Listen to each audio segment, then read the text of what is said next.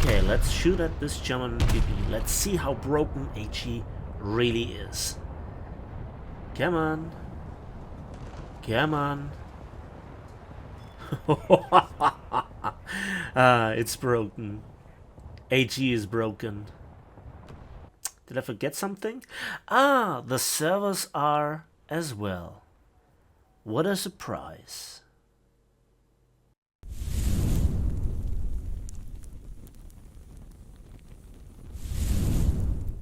Hello there, and welcome back to War Thunder aboard the IJN Mikuma, and oh boy does she look good, and oh boy does she actually perform underwhelming. And why that is the case, and why this is always a little bit as a surprise coming to me, I'll talk about in the video. Reason for the video is obviously because this is yet another premium cruiser. In this case, the Mikuma is the rank 4 battle rating 6.0 Japanese premium light cruiser, and as such it has lots of guns, very potent torpedoes, and all that is slightly irrelevant, which is really irritating and confusing at first. So let's go into the details. Let's first talk about the speed. 67 kilometers per hour is the fastest premium cruiser and is really great.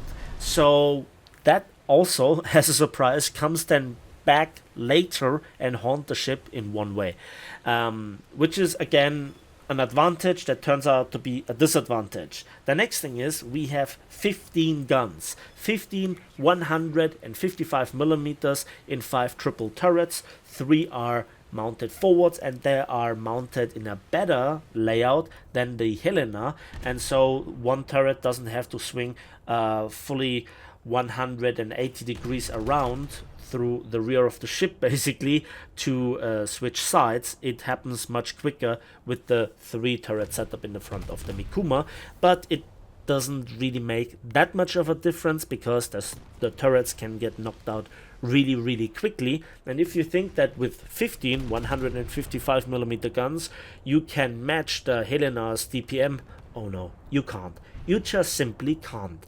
And the reason for this is because you have by quite a bit the longest reload for roughly the 6-inch gun caliber with 10 seconds. Let's think about the Helena. Helena has 6 seconds, Zelensnyakov has 8 seconds, and Belfast has 7.5 seconds. And they have all much better turret armor, because this is the big weakness of the ship, that the barbettes and the turrets, the front, the top, and the side plating of the turrets themselves are only 25 millimeters thick. That means every destroyer with a 5-inch gun, or very often even the secondaries of light cruisers or heavy cruisers, can knock out those turrets with HE. Even versus the Japanese 5-inch guns, or 127 millimeters, which are notoriously bad, can knock out the turrets with a hit to basically everywhere on the turret or the barbette, disregarding the angle or anything like this. And when the turret is knocked out, it takes forever to be repaired. It lowers the DPM of the other guns. That happens constantly, and you also are in risk of having a fire, and you have to extinguish this fire because it's just on top of the damn magazine. But let's talk about the hull armor, and that is a little bit of a redeeming factor, because we have 140 millimeters of inclined armor of 21 degrees downwards at the side of the magazines. But then we have a little bit of a design feature coming apparently from the Belfast, namely that the belt is raised above the machinery, the whole citadel is raised, and that is also combined with a reduction in armor thickness down to only 100 millimeters. The bulkheads are 105 millimeters, the upper ones. The rear ones are 127 millimeters. However, on the rear turrets, if you want to kite away, there is a little bit of a shot trap, and the deck armor with 40 millimeters, not the worst, but could be better. And over the main magazine, over the machinery, it's 35 millimeters, with the side plating having 60 millimeters, simulating a little bit of a turtleback arrangement. So the hull, you know, has a problem, because you actually still can detonate the magazine of the ship with AP, because the magazine is right there at the waterline, and there is no turtleback, there is no hidden armor plating, so it can be hit if you do not stay at long range and angle. And when you angle, you then have a further shot trap of the raised mid citadel section of the machinery. So the armor, the raw stats are there, but effectively not, and the main armament is completely exposed, is really bad. And that's before we have to talk about the ammunition, because that's the real downfall of the ship. The HE, the 155mm Type 0 HE, has a muzzle velocity of 920 meters per second, but only 3.4 kilograms of TNT equivalent bursting charge, with only 36 millimeters of penetration. Remember, the Helena has 5.9 kilograms, so quite a bit more, and the Zelensnyakov has 6 kilograms flat out. So this HE, it's good for detonating battleships, but that's just a testimony how broken battleship armor apparently is at the moment. And that's before we come to the AP. The 155mm Type 91 AP HE at first glance doesn't look all that bad. The problem is it has 313 millimeters of penetration at 1000 meters, at 5000 meters 210, and at 10 kilometers 131 millimeters of penetration. And it comes with a TNT bursting charge of 1.21 kilograms.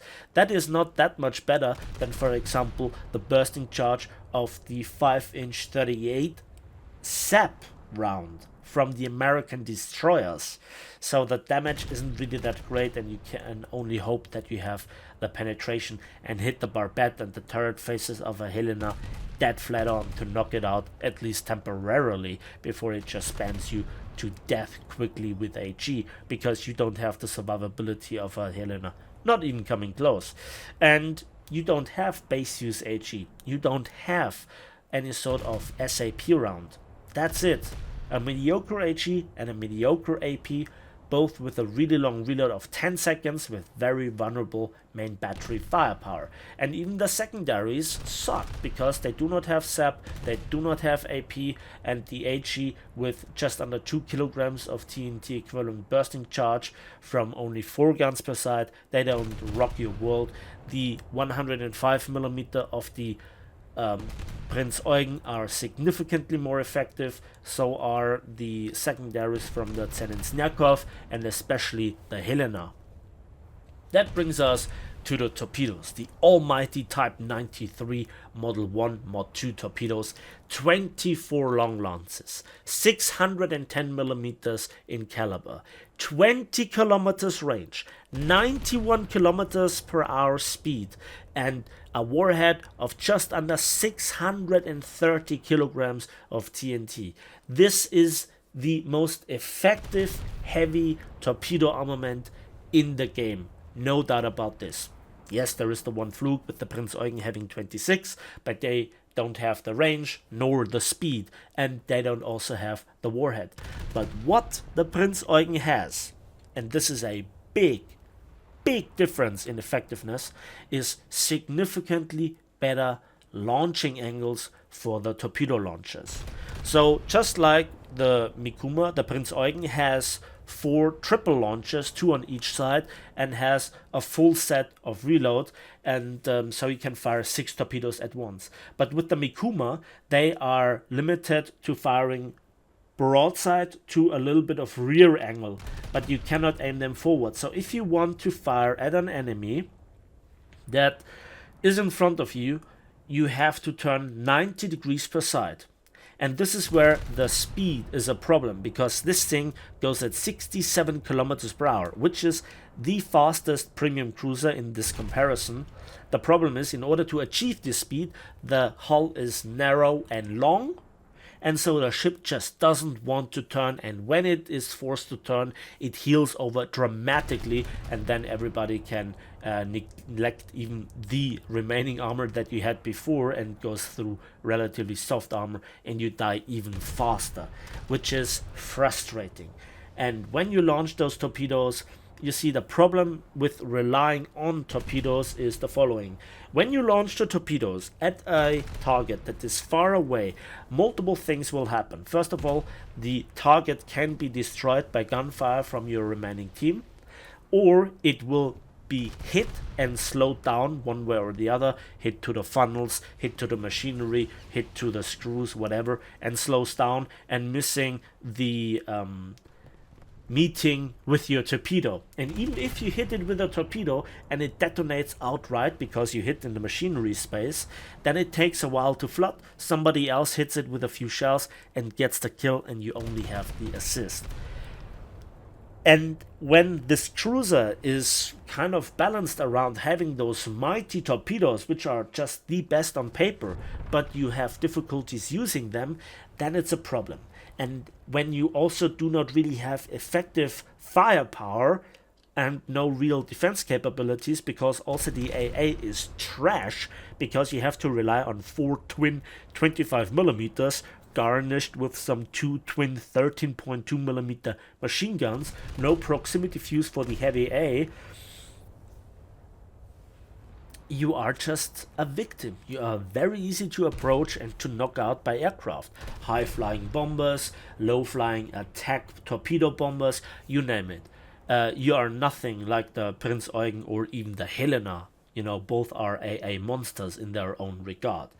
So the armor, not really that convincing.